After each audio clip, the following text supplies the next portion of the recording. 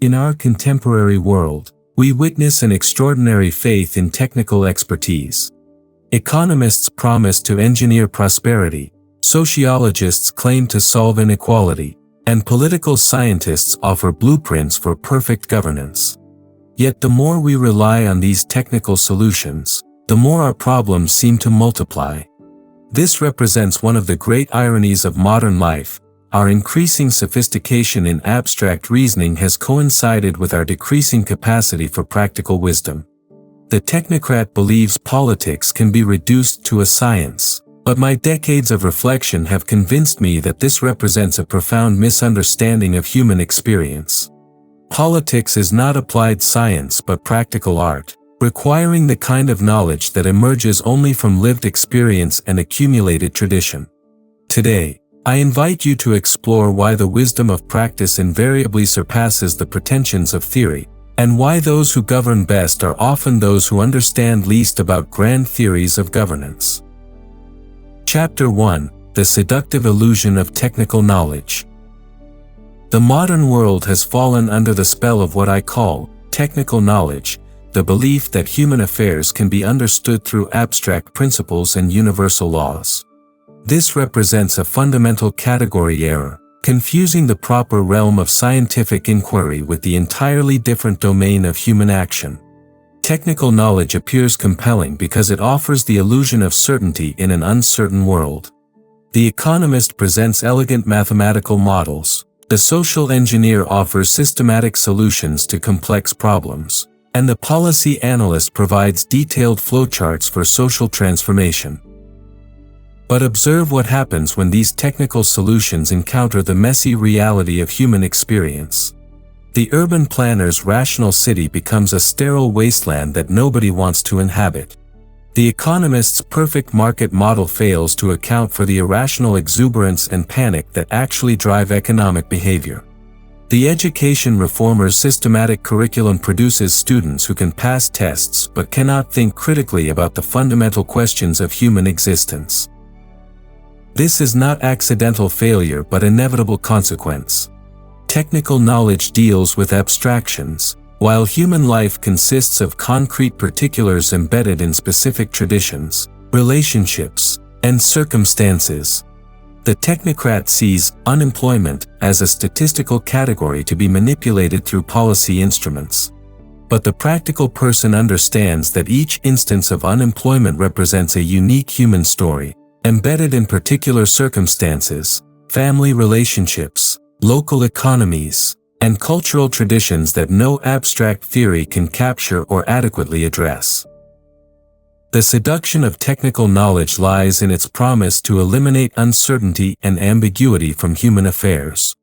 It offers the comforting illusion that if we can just gather enough data, construct sufficient models, and implement proper procedures, we can master the contingencies of political life. This appeal to our desire for control and predictability explains why technocratic solutions remain popular despite their consistent failure to deliver promised results.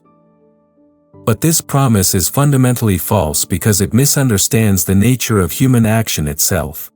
Human beings are not machines that respond predictably to inputs, nor are they atoms whose behavior can be calculated according to natural laws. We are conscious agents whose actions emerge from the complex interaction of habit, tradition, emotion, circumstance, and reflection that resist technical manipulation and quantification.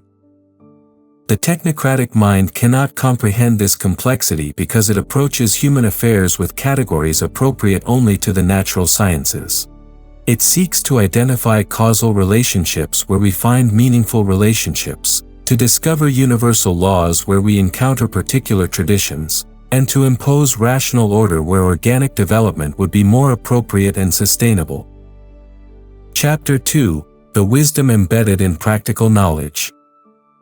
Against the pretensions of technical knowledge stands what I call practical knowledge, the kind of understanding that emerges from actual engagement with the world rather than abstract theorizing about it.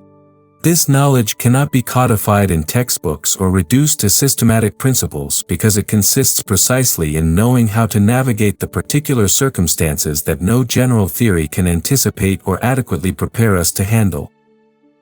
Consider the difference between learning to ride a bicycle from a manual versus actually getting on the bike and practicing. The manual can describe the physics of balance and momentum, the mechanics of steering and braking, even the optimal techniques for different terrain and conditions. But the practical knowledge of cycling consists in an acquired habit that enables fluent response to constantly changing conditions, the subtle adjustments of weight and steering that maintain balance, the intuitive sense of when to brake or accelerate, the capacity to navigate traffic or rough terrain. No amount of theoretical study can substitute for the gradual development of practical skill through experience. The cyclist develops what we might call a feel for the activity that cannot be reduced to explicit rules or procedures. This tacit knowledge emerges through practice and becomes so thoroughly internalized that the competent cyclist cannot fully explain how he maintains balance or makes the countless micro-adjustments that successful cycling requires. The same principle applies to politics and governance, though the stakes are considerably higher. The successful statesman does not succeed because he has mastered political theory but because he has developed the practical wisdom to read situations, understand people, and respond appropriately to emerging circumstances. This wisdom cannot be taught through abstract principles but only acquired through participation in political life itself, through the slow cultivation of judgment that comes from experience with actual political problems and human relationships. Practical knowledge is inherently conservative in the best sense. It preserves and transmits the accumulated wisdom of human experience across generations. When a craftsman teaches an apprentice, he passes on not just technical procedures but the subtle judgments, refined sensibilities, and adaptive capacities that generations of practitioners have developed through trial and error, success and failure. This transmission cannot be accelerated through rational analysis or systematic instruction but requires the slow cultivation of habit through practice under the guidance of experienced practitioners. The apprentice learns not just what to do but how to think about the activity, how to recognize emerging problems, how to adapt traditional techniques to new circumstances, and how to maintain standards of excellence even as conditions change. The technocrat dismisses such knowledge as mere tradition or unscientific prejudice, but what appears to the rationalist as arbitrary custom often represents the distilled wisdom of countless experiments in living. Traditional practices embody solutions to recurring human problems that have proven themselves through the test of time and the judgment of practitioners across generations. Chapter 3: The Technocrat's Fatal Conceit. The fundamental error of technocratic thinking lies in what we might call the planning fallacy, the belief that complex human institutions can be rationally designed and systematically improved through expert knowledge. This represents an extraordinary hubris, the assumption that individual reason can comprehend and direct processes that emerge from the interaction of millions of people over centuries of historical development. I invite you to observe this phenomenon in your own experience. Notice how often well-intentioned reforms produce results opposite to those intended, or generate new problems more serious than those they were designed to solve. The welfare system designed to eliminate poverty creates cultures of dependency that trap people in cycles of disadvantage.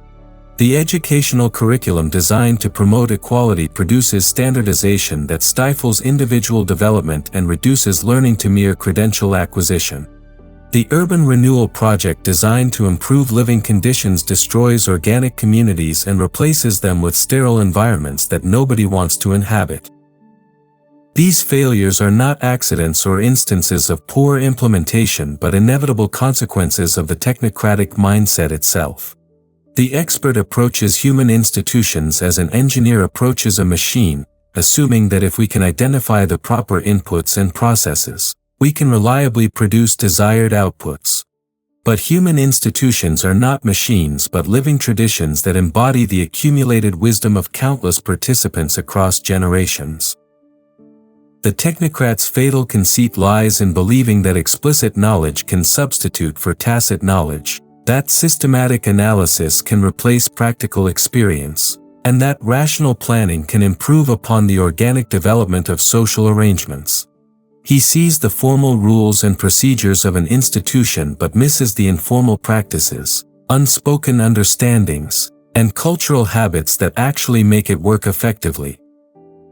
When he redesigns the institution according to rational principles, he destroys the very elements that enabled its success while creating new problems that his theory cannot anticipate. The reformed institution may appear more logical and efficient on paper, but it functions less effectively in practice because it lacks the organic coherence that developed through years of adaptation to actual conditions and human needs.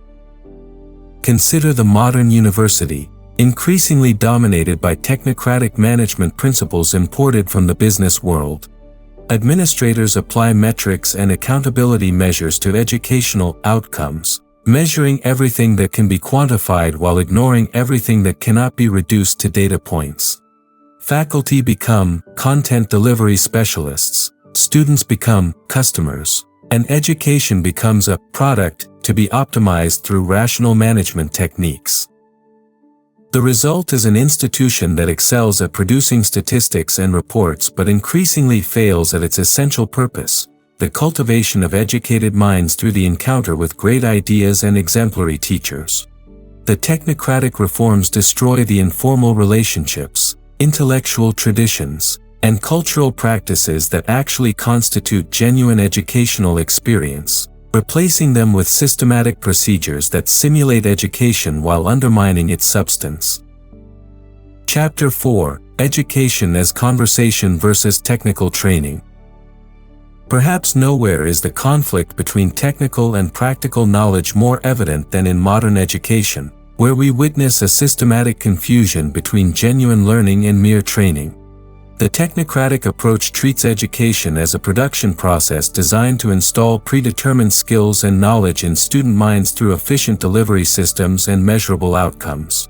This mechanical conception reduces learning to the transmission of information and the development of competencies that can be assessed through standardized testing. But genuine education is something entirely different, what I call a conversation between the generations, that involves initiation into the intellectual and cultural traditions that constitute our civilization. This cannot be achieved through systematic instruction or efficient delivery of content, but only through participation in the living tradition of inquiry and reflection that connects us to the great minds of the past and prepares us for thoughtful engagement with the challenges of the present. The difference is profound and consequential. Technical training aims to produce predictable results through standardized procedures, treating students as raw materials to be processed according to predetermined specifications. Liberal education aims to cultivate judgment, imagination, and understanding through encounter with the finest expressions of human thought and creativity, treating students as apprentices in the art of thinking who must develop their own intellectual capacities through guided practice. Technical training asks, how can we efficiently transfer specific skills and information? Liberal education asks, how can we awaken intellectual curiosity and cultivate the capacity for independent thought? Technical training focuses on immediate utility and measurable outcomes. Liberal education concerns itself with the development of intellectual virtues that enable lifelong learning and wise judgment in novel circumstances. The contemporary obsession with STEM education exemplifies the technocratic fallacy in its purest form. While technical skills are certainly valuable and necessary in a technological society, the assumption that they represent the highest form of human knowledge reflects a catastrophic misunderstanding of education's true purpose and human development more generally.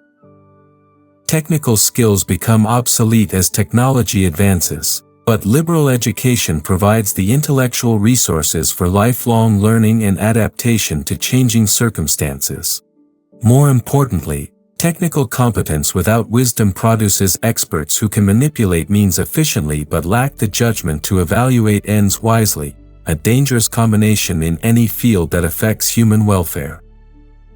Moreover, the emphasis on measurable outcomes in education destroys precisely what is most valuable about genuine learning. The teacher becomes a facilitator of predetermined experiences rather than an exemplar of intellectual virtue whose own love of learning inspires students to similar dedication. The student becomes a consumer of educational services rather than an apprentice in the art of thinking who must develop intellectual habits through sustained practice. The curriculum becomes a collection of modules to be mastered rather than an invitation to participate in humanity's ongoing conversation with itself about the deepest questions of existence. Chapter 5: The Art of Political Judgment versus Scientific Administration. Now I invite you to reflect on how these principles apply to political life itself, where the confusion between technical and practical knowledge has perhaps the most serious consequences for human freedom and flourishing. The technocratic mentality approaches politics as a form of administration, the rational application of expert knowledge to achieve predetermined social goals efficiently and systematically. This conception treats citizens as clients of government services, politicians as managers of public resources, and politics as a problem-solving activity that can be optimized through proper techniques and sufficient expertise. But politics is not administration, nor is it applied social science. It is the art of living together despite our differences, disagreements, and competing visions of the good life. Politics emerges from the fundamental human need to coordinate action and resolve conflicts in the absence of shared ultimate purposes or comprehensive agreement about what constitutes human flourishing. Political wisdom consists not in knowing how to achieve given ends efficiently but in understanding how to maintain the conditions under which people can pursue their various ends without destroying each other or the institutions that make such pursuit possible. This requires a fundamentally different kind of knowledge than technical expertise or scientific analysis. The political actor must develop the capacity to read complex situations involving multiple competing interests, understand the deeper motivations and concerns that drive political conflict, and find provisional accommodations among conflicting claims that preserve the possibility of future cooperation. This practical wisdom cannot be learned from textbooks or policy manuals but only through participation in political life itself, through the gradual development of judgment that comes from experience with actual political problems and relationships. The American founders understood this distinction with remarkable clarity, which explains why their constitutional arrangements have proven so durable despite the enormous changes in American society since their time. They did not attempt to design a political system based on abstract principles of justice or scientific theories of optimal government structure. Instead, they crafted institutions that reflected their practical experience of self-governance, their realistic understanding of human nature and political motivation, and their knowledge of historical precedent regarding what political arrangements had proven sustainable over time. The Constitution succeeded not because it embodied perfect political theory but because it institutionalized practical wisdom about how to structure power relationships in ways that channel human ambition toward constructive rather than destructive ends. The separation of powers, federalism, and constitutional limits on government authority all reflect understanding that political problems cannot be solved once and for all but must be managed through institutional arrangements that prevent any single person or group from accumulating enough power to impose their will on others. Contemporary American politics suffers from the loss of this understanding. Politicians present themselves as social engineers capable of solving complex problems through proper policy design and sufficient resources. Voters expect government to deliver measurable results rather than maintain the conditions of civilized life. The media evaluates political performance according to technical criteria, efficiency, consistency, measurable outcomes, rather than the political judgment that enables peaceful coexistence among people with fundamentally different values and priorities. Chapter 6: The Unintended Consequences of Rational Planning. The history of the 20th century provides a devastating critique of technocratic ambitions, demonstrating repeatedly that the most well-intentioned attempts to improve human conditions through rational planning often produce results opposite to those intended. Time and again, we have witnessed the catastrophic results of efforts to reorganize society according to abstract principles and expert knowledge. The Soviet Union's 5-year plans promised scientific management of the economy but produced chronic shortages and economic stagnation. Urban renewal projects in American cities promised to eliminate slums but destroyed functioning communities and created new forms of urban blight. Countless development programs in the Third World promised to accelerate modernization but often impoverished the very people they were designed to help. Why does this pattern repeat so consistently across different times, places, and political systems? The answer lies in what economists call unintended consequences, but which I prefer to understand as the inevitable result of ignoring or destroying practical knowledge. Complex social systems embody far more intelligence than any individual planner or group of experts can comprehend or replicate through rational design. When technocratic reform disrupts these systems, it destroys coordination mechanisms and cultural arrangements that took generations to develop through the accumulated experience of countless participants.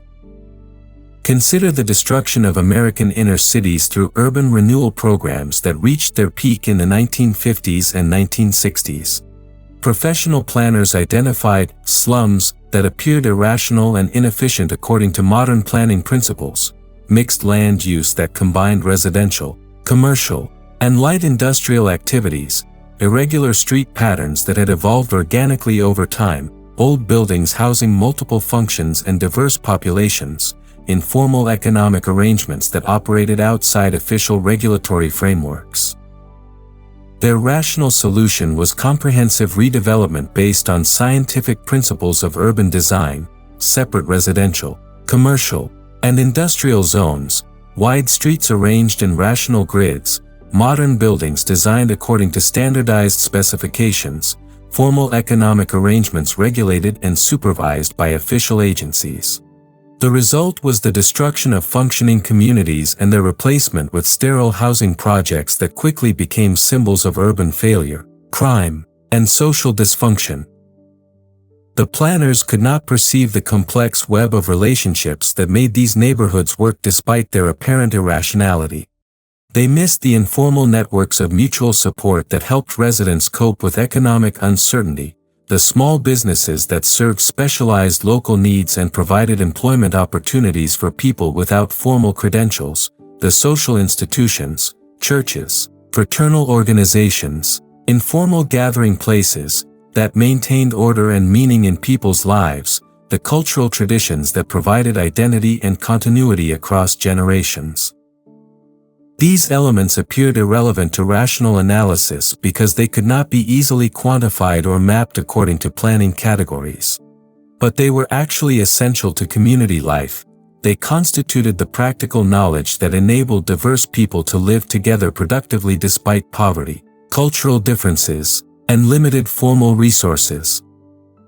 The same tragic pattern repeats across different domains with depressing regularity. Agricultural experts promote scientific farming methods that increase yields in the short term but destroy soil fertility and traditional farming knowledge accumulated over centuries of practical experience. Educational reformers implement systematic curricula that improve standardized test scores but undermine the cultural transmission processes that actually educate young people for citizenship and thoughtful life. Chapter 7. Recovering Practical Wisdom in Contemporary America. How then should we proceed in a world increasingly dominated by technocratic thinking and the seemingly irresistible appeal of technical solutions to complex human problems? The answer is not to reject all expertise or to retreat into anti-intellectual suspicion of knowledge itself, but rather to restore a proper understanding of the relationship between technical and practical knowledge, recognizing the appropriate domain and limitations of each type of understanding. We must learn to distinguish between areas of genuinely technical activity, engineering, medicine, natural science, where expert knowledge rightfully claims authority based on reproducible results and systematic method, and those domains of human action, politics, education, culture, family life, where practical wisdom must take precedence because the subject matter resists technical manipulation and requires the kind of judgment that emerges only from lived experience and cultural inheritance. The challenge is resisting the technocratic impulse to treat all human problems as technical problems requiring expert solutions, and instead cultivating what I call conversational, rather than argumentative, engagement with political and cultural questions. Instead of seeking to win debates through superior logic or more comprehensive data, we must learn to participate in the ongoing conversation about how to live together that constitutes civilized political life at its best. This means listening carefully to different voices and perspectives, especially those rooted in practical experience rather than abstract theory. It means respecting inherited wisdom even when we cannot fully explain why traditional arrangements work or why conventional practices have persisted across generations. It means remaining open to the insights that emerge from diverse forms of human experience rather than insisting that all valid knowledge conform to academic or scientific criteria. American democracy at its best embodies this conversational ideal through institutions that cultivate practical wisdom through direct participation rather than expert administration. Local self-government, constitutional checks and balances, and federalism all reflect the understanding that political wisdom emerges from the interaction of diverse perspectives and interests rather than from expert knowledge applied from above. The New England town meeting, the jury system, voluntary associations, and other institutions of civil society represent practical arrangements that enable ordinary citizens to develop the capacities for self-governance through actual experience with political responsibility. These institutions work not because they are perfectly rational but because they embody accumulated wisdom about how to structure human relationships in ways that promote both individual freedom and collective flourishing. But contemporary America increasingly abandons these traditions in favor of technocratic solutions that promise greater efficiency and expertise. We expect courts to solve moral controversies that properly belong to democratic deliberation, bureaucracies to manage social problems that require community involvement, and experts to make decisions that citizens themselves should make through the political process. The result is the gradual atrophy of the civic capacities on which democratic self-governance depends. Citizens become clients rather than participants, consumers of government services rather than active contributors to political life. Political questions become technical problems to be solved by experts rather than practical challenges that require the collective wisdom of the community. Recovering practical wisdom requires rebuilding the institutions and cultural practices that cultivate it through actual experience rather than theoretical instruction. Conclusion. The contest between technocratic expertise and practical wisdom represents one of the defining struggles of our time, with implications that extend far beyond academic philosophy to touch every aspect of how we organize our common life together. On one side stands the seductive promise of rational control, the belief that human reason, properly applied through scientific method and expert knowledge, can master the complexities of social life and engineer solutions to age-old human problems. On the other side lies the humble recognition that political life is an art requiring judgment, tradition, and the kind of understanding that emerges only from lived experience and cultural inheritance. The stakes could not be higher for the future of human freedom and flourishing. A civilization that loses touch with practical wisdom becomes vulnerable to every kind of fanaticism and folly, as the 20th century's tragic experiments in rational social reconstruction so clearly demonstrated. When we abandon the guidance of tradition and experience in favor of abstract theory and expert planning, we lose the cultural resources for navigating the uncertainties that are the permanent condition of human existence. I invite you to consider which path leads to genuine human flourishing, the technocrat's dream of rational mastery, or the patient cultivation of the practical wisdom that has enabled civilization to survive and sometimes flourish despite our perpetual tendency toward pride and folly.